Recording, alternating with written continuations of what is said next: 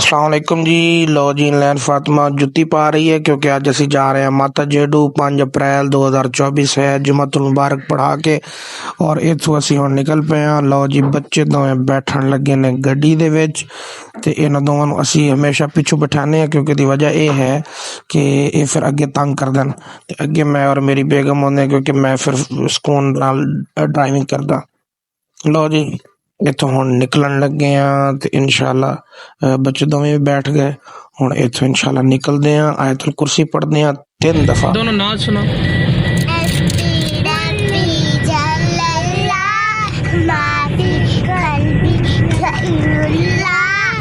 लो जी ये है चिश्तियां वाला रोड और यह जगह जो भी आंदी है ना ते पता नहीं क्यों मैनू फौरन याद आ जाता है। मेरा तकरीबन अज तो 7-8 साल पहले इस जगह ते एक्सीडेंट होया सी, सट्टां लगियां सन, कोई रगड़ा रुगड़ा लगियां सन ते मैनू हर दफा इस जगह ते वो एक्सीडेंट फौरन याद आ जाता है। क्या कह रहे थे आप?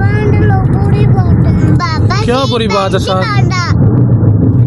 क्यों सीट बेल्ट जरूरी है बांधना?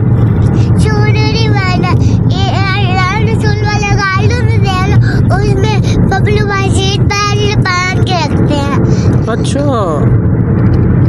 शायद आप भी देखते हो गुलाम रसूल वाले कार्टून?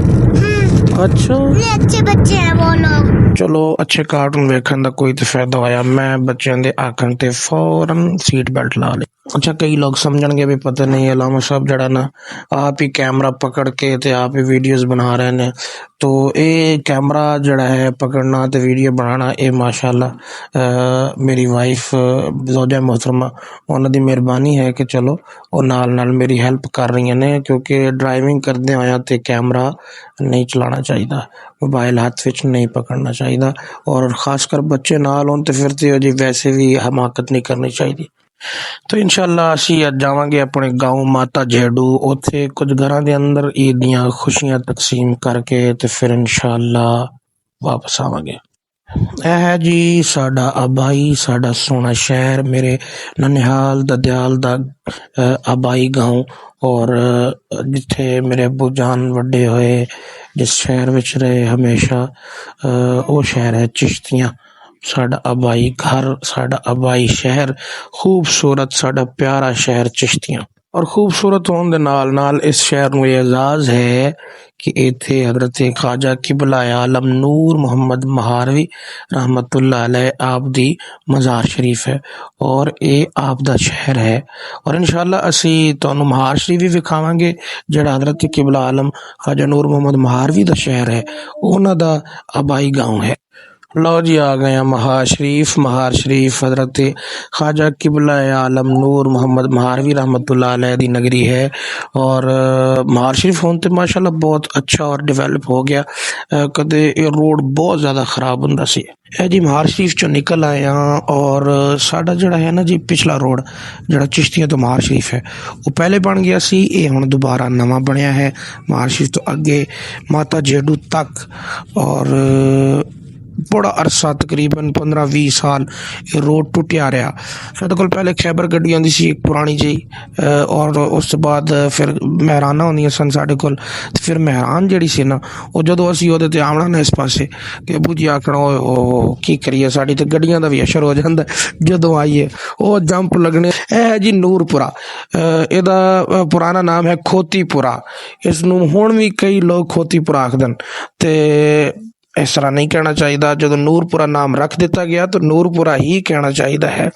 लो जी असी हुण नूरपुरे विचों निकल के कोठी 47,000 पहुँच रहे हैं। तुसी भी आखोगे नवे नवे नाम सुन रहे हैं जिन्होंने नहीं पता, लेकिन जिन्होंने पता है जेड़े इस इलाके दे ने, जेड़े हासिलपुर दे ने, जेड़े चिश्तियां दे ने, कई सना खान हज़रात उलमा इकराम उन्होंने पता है कि ये इलाके का क्या नाम है, किहड़ी जगह ते जा रहे ने, किस जगह तो गुजर रहे ने।